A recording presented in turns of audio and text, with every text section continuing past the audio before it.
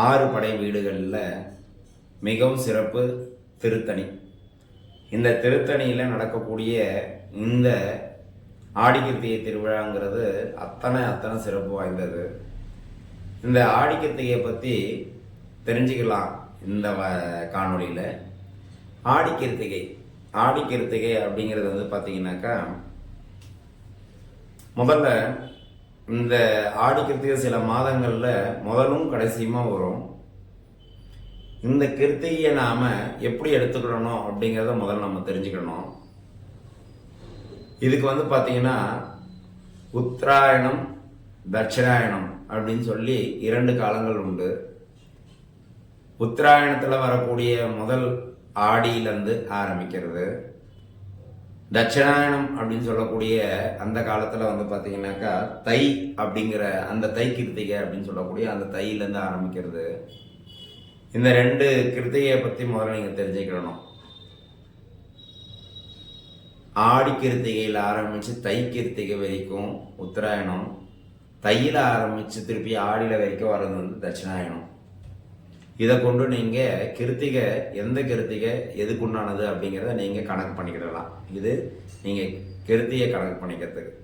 இப்போ இதே ஆடியில் முதல்ல வந்தது பார்த்தீங்கன்னாக்கா, ஆடியில் முதல்ல வந்த, அதாவது ஆடி பிறக்கும் பொழுது வந்த கிருத்திகை அப்படிங்கிறது வந்து பார்த்தா தட்சிணாயணத்தோட கடைசி, இது உத்தராயணத்துடைய முதல். இதை முதல்ல நம்ம தெளிவுபடுத்திக்கிறோம், சரிங்களா? அதுக்கடுத்தது வந்து பார்த்தீங்கன்னாக்கா, இந்த கிருத்திகை வந்து பார்த்தீங்கன்னாக்கா கார்த்திகை பெண்கள், கார்த்திகைன்றது தான் மருவி கிருத்திகை அப்படின்னு சொல்லி சொல்கிறது. இந்த கார்த்திகை பெண்கள் 6 கமலங்களில் வந்து பார்த்தீங்கன்னா எம்பெருமான் சிவபெருமானுடைய நெற்றியிலிருந்து உதித்தனன். முருகப்பெருமானும் சரி சிவபெருமானும் சரி பிறந்தவர்கள் கிடையாது, உதித்தவர்கள் அப்படின்னு தான் சொல்லணும். இவங்களாம் பிறப்பு இல்லாதவர்கள். முருகப்பெருமான் வேறு சிவபெருமான் வேறு கிடையவே கிடையாது. சிவபெருமானுடைய நெற்றிக்கல்லேருந்து உருவானது தான் முருகப்பெருமான். இந்த முருகப்பெருமான கார்த்திகை பெண்கள் 6 பேர் வந்து பார்த்தீங்கன்னா 6 கமலங்களில் ஏந்தி அந்த முருகப்பெருமானை வளர்த்தவங்க.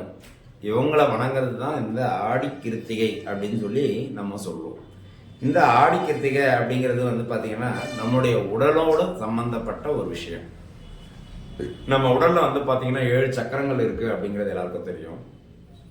இந்த 7 சக்கரங்களில் வந்து பார்த்தீங்கன்னாக்கா முதல் 6 சக்கரம் அப்படின்றது பார்ப்போம். இந்த 6 சக்கரத்தில் 6ஆவது சக்கரமானது நம்முடைய நெற்றி. அப்போ ஒவ்வொரு சக்கரம் மூலாதாரம், சுவாதிஷ்டானம், மணிப்பூரகம், அநாகம், விசுத்தி, ஆங்யா. இந்த 6 சக்கரங்களும் வந்து பார்த்தீங்கன்னாக்கா 6 படை வீடுகளாக முருகப்பெருமான் நமக்கு அருள்பாலிக்கின்றார். இதில் வந்து ஆங்கியா அப்படின்னு சொல்லக்கூடியது வந்து பார்த்தீங்கன்னா நெற்றிக்கண்.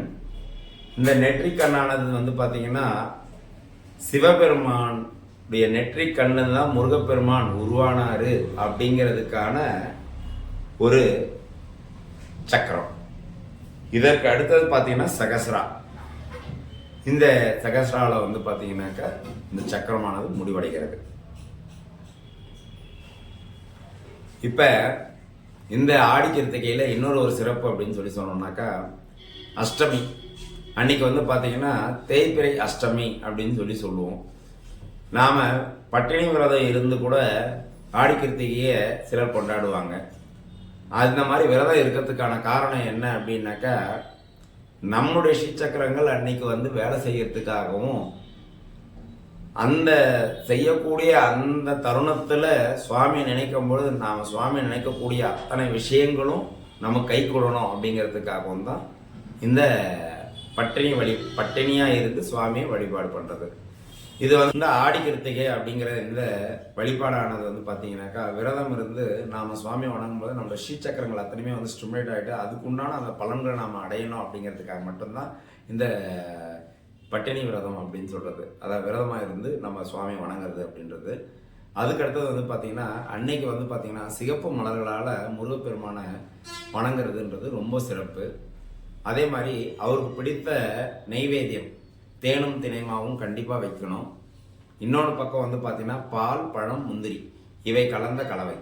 பால், பழம், முந்திரி பால் வந்து பார்த்தீங்கன்னா காசின வெது வெதுப்பான பாலில் தான் பழமும் முந்திரியும் வைக்கணும், பச்சை பாலில் போடக்கூடாது.